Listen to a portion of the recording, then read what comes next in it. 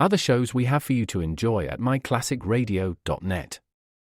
The Avengers was most certainly not a household name in South Africa prior to the radio series. With no national television service until 1976, the mechanism simply was not present in the country to show television programs to mass audiences. While many other countries reveled in the filmed adventures of John Steed and Company, South Africa was not equipped to join in the fun. The series took Britain by storm and made a major impression in the American markets, being that greatest of rarities, a British series given a network transmission slot. However, as a filmed series, rather than a videotaped one, The Avengers was able to gain a modicum of exposure in South Africa through film rentals. Come and listen at myclassicradio.net. The story of Dr. Kildare. Whatsoever house I enter, there will I go for the benefit of the sick. Whatsoever things I see or hear concerning the life of men, I will keep silence thereon, counting such things to be held as sacred trust. I will exercise my art solely for the... The story of Dr. Kildare, starring Lou Ayres and Lionel Barrymore. Metro-Goldwyn-Mayer brought you those famous motion pictures. Now this exciting, heartwarming series is heard on radio. In just a moment, the story of Dr. Kildare. But first, your announcer.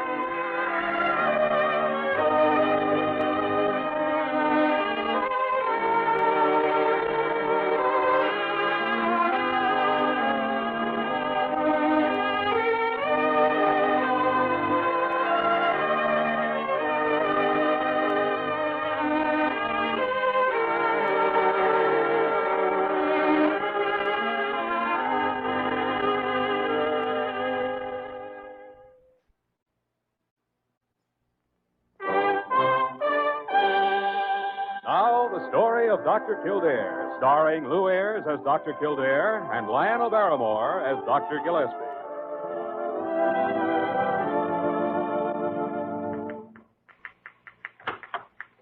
Hello, novelist. Hello, physician. Come on in.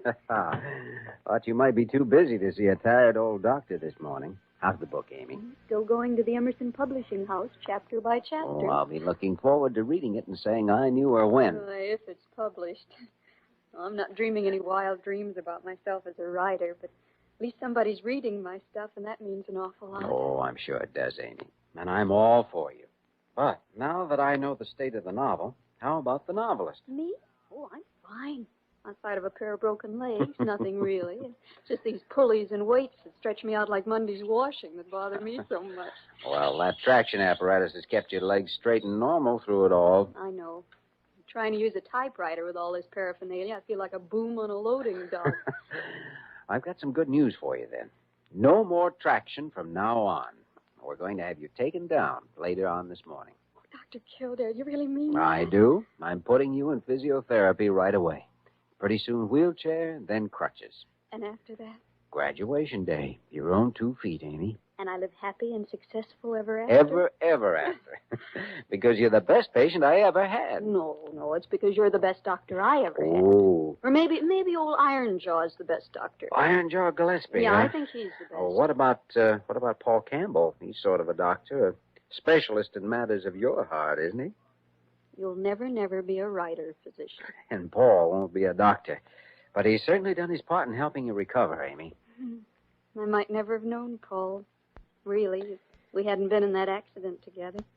He might have just driven me home and forgotten me. After all, I was just a girl waiting around in the outer office. I didn't have anyone anywhere before I came here. Now look at me.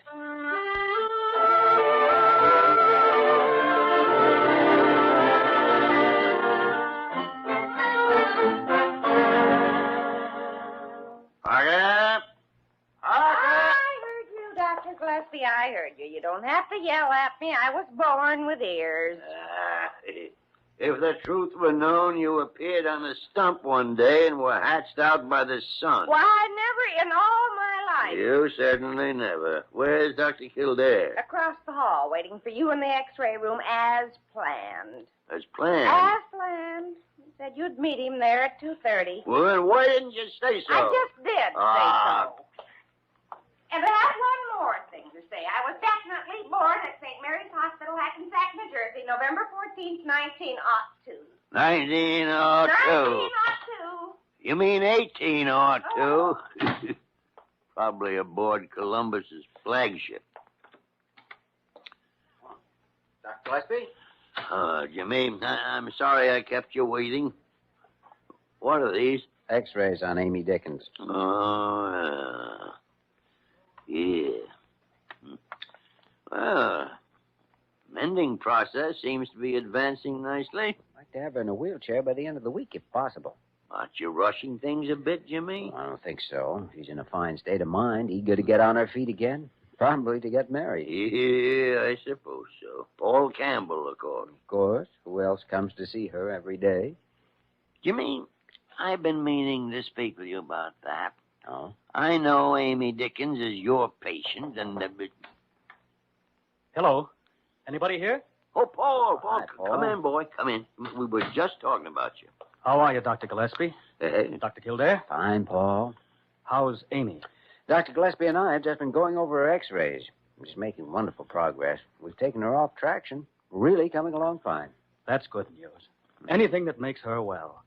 As you know, I'm the guy who was driving the car. I put her in the hospital. If it hadn't been for me, she wouldn't be lying upstairs now. I want to do everything I can. And you are, Paul. If it weren't for you, I'm afraid Amy would be much further away from recovery than she is at this point. She was in pretty bad shape. Oh, I understand you've placed her novel. Not exactly. I've given it to my boss, Mr. Emerson. I hope he likes it, although Amy doesn't expect him to buy it and publish it right away. Oh, that's good. A severe disappointment in her life right now could be disastrous. Just getting Mr. Emerson to read it seems to be good enough for Amy. Yeah. It's about all she thinks about, so I'd say her recovery was pretty much in your hands. I'm beginning to realize that, Doctor. Could I see her? Oh, it's a little early in the day for visiting, but I suppose it's all right. Thanks, Doctor. Jimmy, I don't like it. I don't like it a little bit. What do you mean? Has it occurred to you that the medical safety of Amy Dickens rests entirely in that young man's hands? He's been a big help to her. I have all the faith in the world in Paul and in Amy's spirit. Oh, so have I. But not in the complications that are the byproducts of love. Or maybe I'm just getting old and fussy. Oh, remember, she was alone and friendless before she knew him. Now she has him and a career to look forward to. I wish all my patients had the same accruements. But his role as a lover and an advisor doesn't make him a doctor. Oh, no. And no matter what her progress, Amy Dickens still requires competent medical treatment. Maybe I should clamp down on her. Whip and saddle type of care. No, don't smile, Jim. I don't want to interfere. She's your patient, and you're in the best position to prescribe for her. Yeah, but shall we get on with these other things?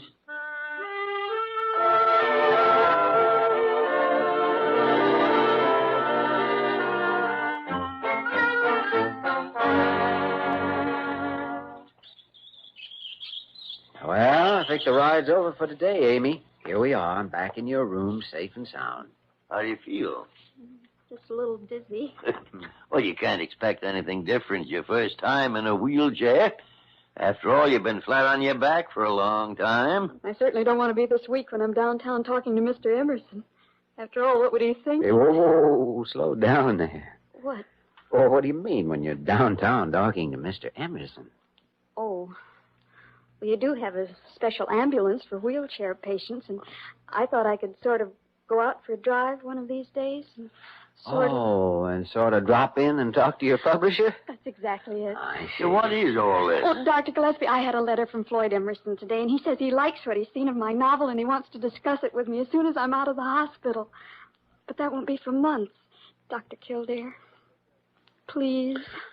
Well, once you get over the dizziness, I don't see why not. The outing might do you some good. Thank you, Doctor, thank you.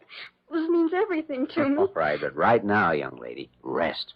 All right, rest.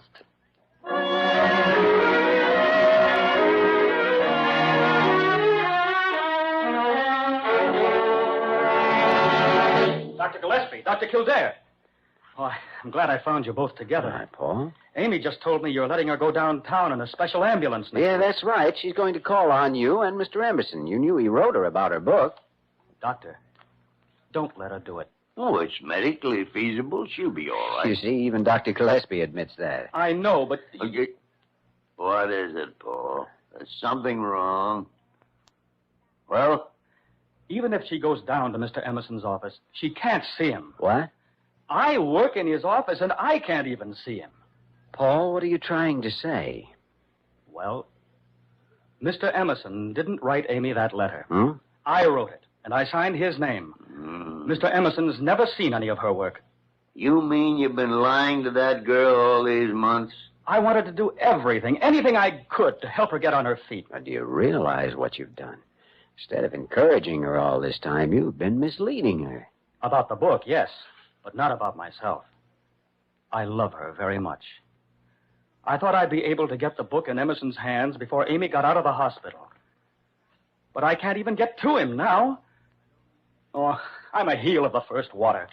Dr. Kildare. Yes, Parker. Your nurse just phoned. She wants you right upstairs. It's urgent about Amy Dickens. Thanks, Parker. I'll go right up.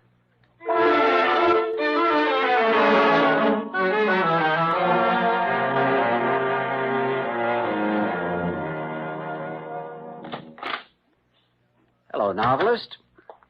Well, no work today? Chapter 7. Coming right along, eh? I suppose so. You know, my nurse told me something I can hardly believe. She said you refused to stay in your wheelchair today, but you asked to be brought right back to bed. I was in it long enough to make a phone call from Miss Verner's office. Oh, I see. I called up to make an appointment with my publisher, Mr. Emerson. Amy, please. The secretary said he'd never heard of me or of my novel. Don't you think that's funny? You mustn't take it this way. Oh, it's been lying to me all the time. You and Dr. Gillespie have been helping me a lot. That's not true. All only did what he thought best. Because must realize I realize anything. I can't believe him anymore. Oh, Any of you. How do I know you're not lying to me about my legs? Maybe I'll never walk again. you will walk again, Amy. You'll walk and you'll write. It hurt me. I feel funny and weak and empty. The same way I feel inside. Amy, stop this. You've all lied to me. Lied. Amy, please. I'll never walk or write or do anything I want to do. Get out of here. Leave me alone. Leave me alone.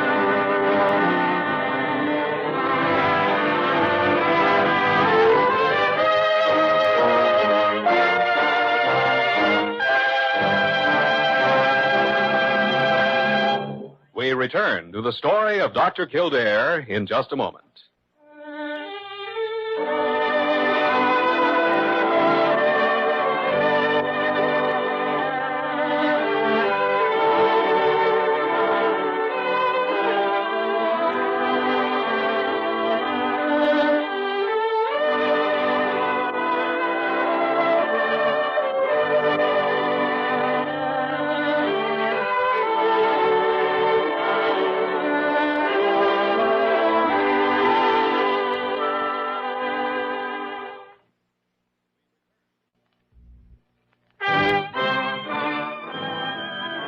Now we continue with the story of Dr. Kildare, starring Lou Ayres as Dr. Kildare and Lionel Barrymore as Dr. Gillespie.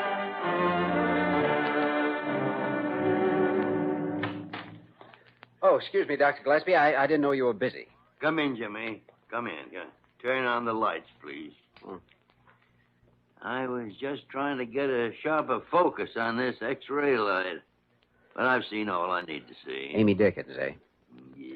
Oh, what do you think, Doctor? She's getting worse. Notice the increase in muscle atrophy in a single week? Yes, I notice. She won't cooperate. She's just talked herself into not recovering. If only that boy hadn't lied to her. He tried to do what he thought was best. It backfired, that's all. He feels absolutely miserable over what he's done. He begged for a chance to straighten things out. Truth is the only alternative here. He's got to realize exactly what he's done. And Amy Dickens must be made to realize all of the facts. You can't pamper a patient with rosy pictures of... Come in. Good morning, Dr. Gillespie. Huh. Dr. Kildare. Hi, Paul. I came over as soon as I could get off. I want to go up and see Amy. Oh, well, she doesn't want to see you, Paul. Oh. Well, I guess I can't blame her. She's a very unhappy girl. Doesn't want to see anybody or do anything. She just lies in bed looking at the ceiling. She won't even try to get up and use her wheelchair. I was just trying to encourage her. I want you to know that. I didn't think it made any difference how I did it, as long as I did it. I'm not a psychologist or a medicine man. I'm just an average guy who did the best he could. We know that, Paul. I don't think we've been reading the riot act to you. We just wanted you to have a clear picture of how things stood. And then we can proceed with the repairs. I'll do anything. Anything at all. Believe me. I love Amy, and I want her to get well. I called you over, Paul, because everything seems to revolve around the publisher, Floyd Emerson. Now, if you could just get Emerson genuinely interested in Amy and prove it to her, it might fix things up. I'm afraid Amy's more disappointed in me than Mr. Emerson. Oh, that's not quite true, Paul, but that could be remedied, too. Now, my suggestion is that you make your promise good and somehow get Emerson really interested in Amy's work. I'll try.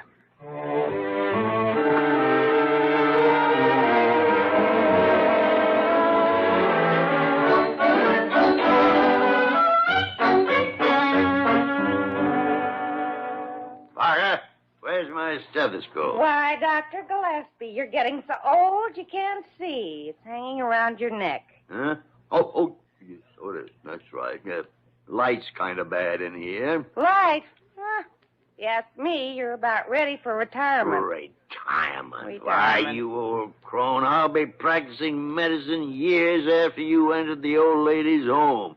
They'll have you. No, they probably won't if they heard I've been working for you. Is that so? What are you doing with a stethoscope, anyway? My watch has been running slow, and I'm listening to see if it has a murmur or something. Well, I'll be hanged. I hope so.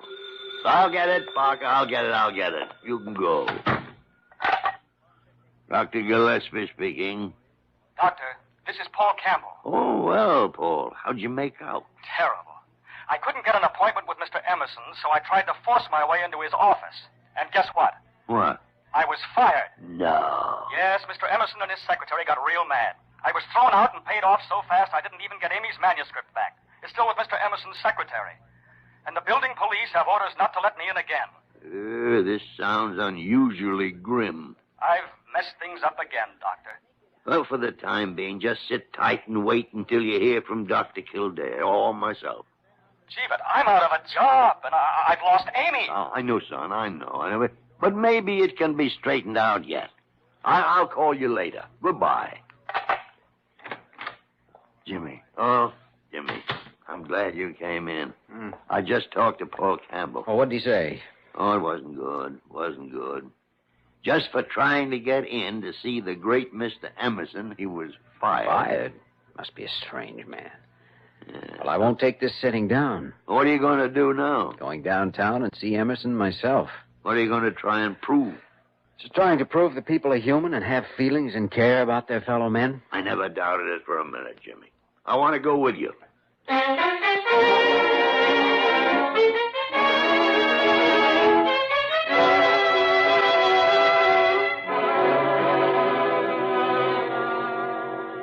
My secretary said you told her it was an important matter.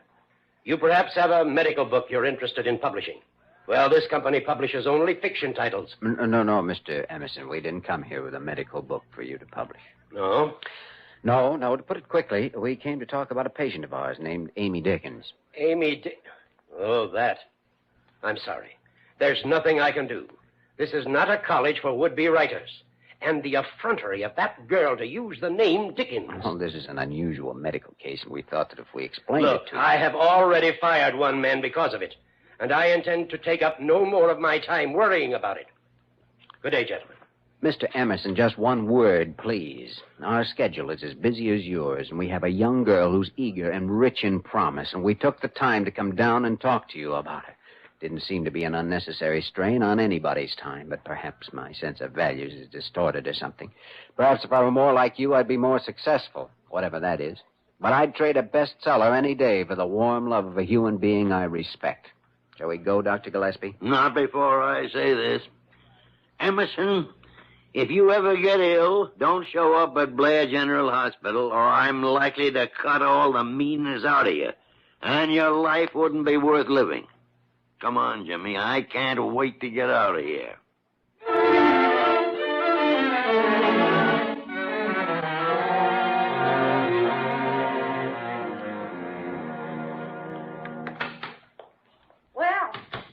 Well, what, Parker? Are you and Dr. Kildare just going to sit around staring at the floor, or are you going to do some work today? Oh, get out of here. Yeah. Oh, Dr. Carew called. He said he had a complaint from a Mr. Emerson that you threatened to commit mayhem on him. I did. And I would. He just said it in the excitement of the moment, Parker. You know. I wonder.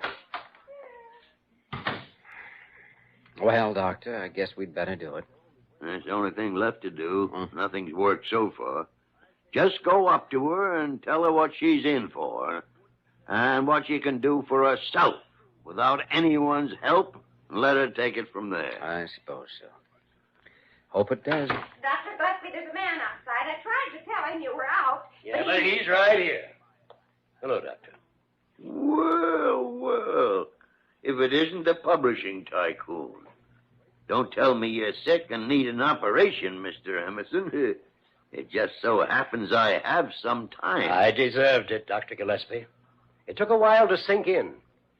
Dr. Kildare, I thought I'd return the consideration and come to see you in your office. Well, I'm a little flabbergasted, but sit down, Mr. Emerson. Sit down. Thank you. I want you to know that I'm sorry for my performance during your little visit yesterday. It was wrong of me. You seem to have quite a change of mind all of a sudden. Well, it would seem so. I spent all last night reading this manuscript by Amy Dickens. Oh, what did you think of it? Gentlemen, this manuscript has enough wild situations and characters for 7 novels. And I think all of them would be exceedingly bad. Oh. I was hoping for something else. So was I. However, there are some good points. This girl has a lively imagination. She needs discipline and an understanding of story construction. She might be a writer someday. Well, I'm sorry it couldn't have turned out better. Nonsense. I think it turned out just fine. After all, 1 young man and 2 doctors have made strenuous efforts to encourage her. I can, too. Now, if the hospital rules permit, I'd like to speak with this girl and tell her in person just what I think of her writing, and her future.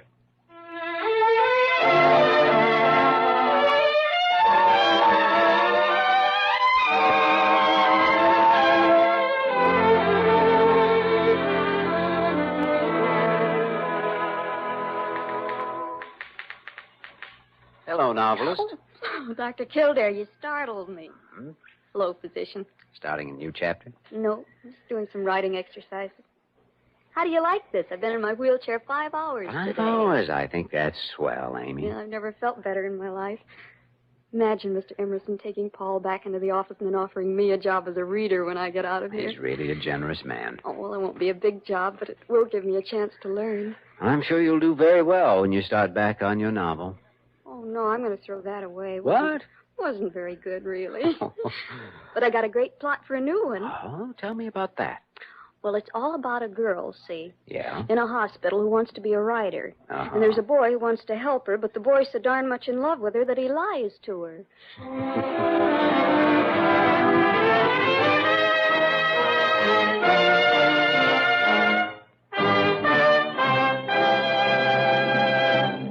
In just a moment, we will return to the story of Dr. Kildare.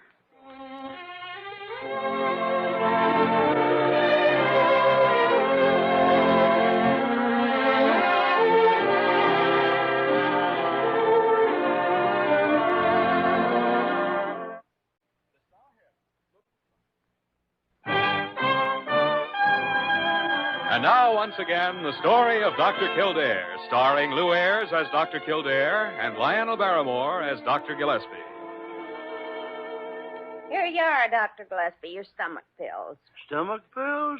I don't want any stomach pills. Take them away. I am going to stand right here until you swallow them. Well, whose hair-brained idea was this? Stomach pills. Yours? You prescribed them for yourself this morning. Said your stomach was bothering you. Oh, well, since then I found out that my belt buckle was twisted and digging into me. Oh, I'm not going to fall for a story like that now. Come on. Oh, all right. Water.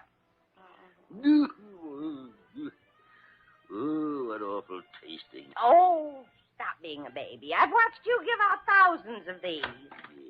Hey, what's going on in here? Oh, she's been trying to poison me with some green pills. Dr. Kildare, this man is impossible.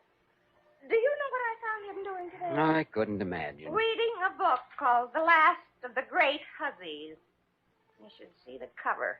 Bradshaw a sailor. Oh, Parker, it's a historical novel. History. Yeah, the history of what, I'd like to know. Well, I've been reading the same book myself, Parker. It's not half bad. You?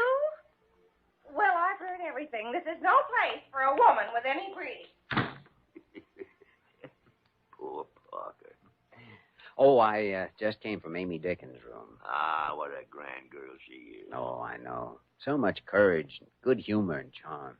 Jimmy, are you by any chance falling for this young lady? No, Dr. G. Ah, don't Dr. G me. Put an intelligent, pretty girl and a handsome man together for some months, and things develop. No, it's nothing like that. Besides, she and Paul are going to be married. Well, just to make sure, I've arranged a little program for you tonight. Here you are. Dinner reservations, 2 tickets to the theater, and a corsage. But who am I going with? I have arranged for her to get the night off. Her name is Diana Verner. Yeah, she's a nurse around here, in case you haven't noticed lately. Okay, Doctor, you win. But what are you going to do tonight? I am going to sit up and finish reading The Last of the Great Hussies.